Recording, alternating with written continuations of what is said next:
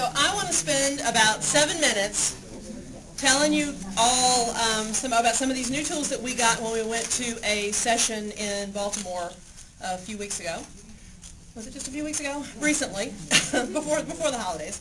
And hopefully it will spur some ideas for you and give you some more direction and maybe some new direction in how you look at things as we get really, really serious about this relay season.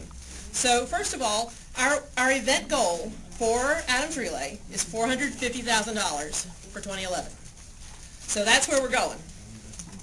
And you heard Christina say where we were, which is not too bad for January, but it's a long way from $450,000, right? So a handful of fundraising ideas for you. Some of these you will have heard before, but some of them may be new to you. The first one is a statistic. We talk a lot about online fundraising and how easy it is to send emails out. But one number that we got for 2010, for last year, in the South Atlantic Division, which is the 7 states, we're part of that group, 6 states plus the District of Columbia. For every email that was sent out, ACS received in donations $9.45.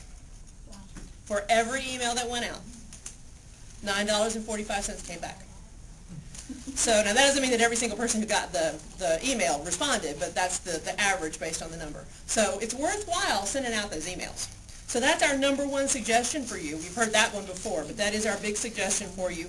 And the secret to getting responses is to keep the subject line short and the message short and say exactly what you want, what you want to happen, and make it easy for people to give it to you. Then there are some niche markets that you might want to think about depending on what you enjoy and what your teammates enjoy on your committee. If you have a common interest like dogs, the committee is doing Bark for Life this year, so we'll have that event that we can, I think, announce a little bit more about later on. So for dog lovers, since dogs can't come to Relay, we have a special event just for them so they can participate.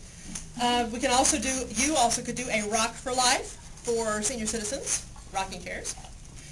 Swing for Life for kids. Swim for Life, Trot for Life, there's a million of these. Knit for Life, but they're all for folks who get together to do things that are the same. There are some opportunities there for having small fundraisers that let people do what they enjoy doing anyway. For larger corporations and for schools, Jeans Days have been popular forever. That's always a good one. Another one that we heard that I thought was kind of cool for those of you that work for big companies and have giant parking lots or paid parking that you have to schlep from, to auction off VIP parking. Get a couple of close-by spots, set up a way to auction those off, and see if that wouldn't raise some money. Purse auctions or briefcase auctions. If you've got something for the holidays that didn't make you happy, you can put it up. It may make somebody else happy. Put it up and set it for auction. Rather than regifting, you actually use it to raise money. And then the first Friday food day. Food days are hugely popular, both with the people who buy the food and very successful as fundraisers. So that's another option that is out there. And what we've learned from the folks who do this all the time is that once they start doing the first Friday or the second Thursday or whatever it is, once it begins to become part of the culture, people expect it. They don't bring their lunch. They expect to get a taco or a sandwich or whatever you're offering. So it's a great thing to get sort of going as a regular thing. Services. Taking home a casserole for dinner for those who like to cook. Set up some way to say, I'll bake a casserole on Wednesday. You can pick it up at daycare or whatever makes sense to do. But that can be a great fundraiser. Taking out the trash for older neighbors or for folks who live in the 4th or the 5th, 3rd floor of a apartment building. People who don't want to schlep down the steps with the garbage. Kids who want exercise or adults who want exercise can do that. Yard work, pet walking, running a concession stand at a Knights of Columbus bingo is what we heard mentioned. They sort of lease them out and let the people who do the work take a percentage of the profits for fundraising. So that's an option for you as well. You can leverage your hobbies and your talents by baking.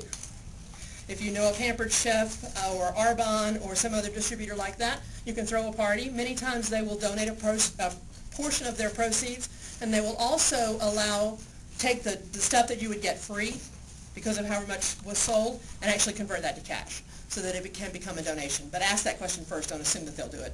Make sure that they will. Excuse me. And then babysitting is the other fairly obvious one.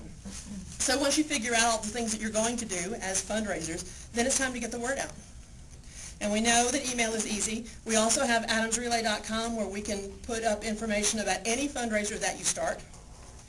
You have Facebook for many of you that is a way to let people know that you're doing things. You have traditional letters You have face-to-face, which is becoming something of a novelty, but is highly effective, so don't lose track of actually seeing people and asking them to help you. And Craigslist is another place where you can post your fundraiser if you're going to do some sort of pizza party or some sort of yard sale or something like that. Craigslist is another way to get the word out to people that you don't know, but who might be in the area.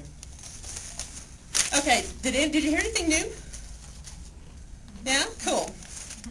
All right. So the point of the next 10-15 minutes is for you to take a realistic look at what you've done in the past. And I have cards with the amount of money raised for the teams that are represented here. I have the numbers for the last 3 years, so 2010, 2009, and 08, so you can see where you've been. And we will ask you to take a look at that past and then stretch for the future. Think about what you want to accomplish this year. We would suggest that it should be realistic, but bold. So stretch, think beyond where you were. Don't expect to raise $500,000 by yourself. That's probably a little unrealistic. But do be bold.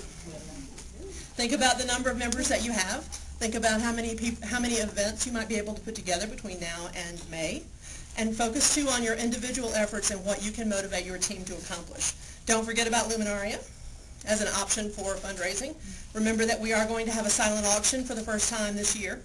That money will come back to your team as to the team of record, so you don't have to worry about losing out on that. You have that as an option.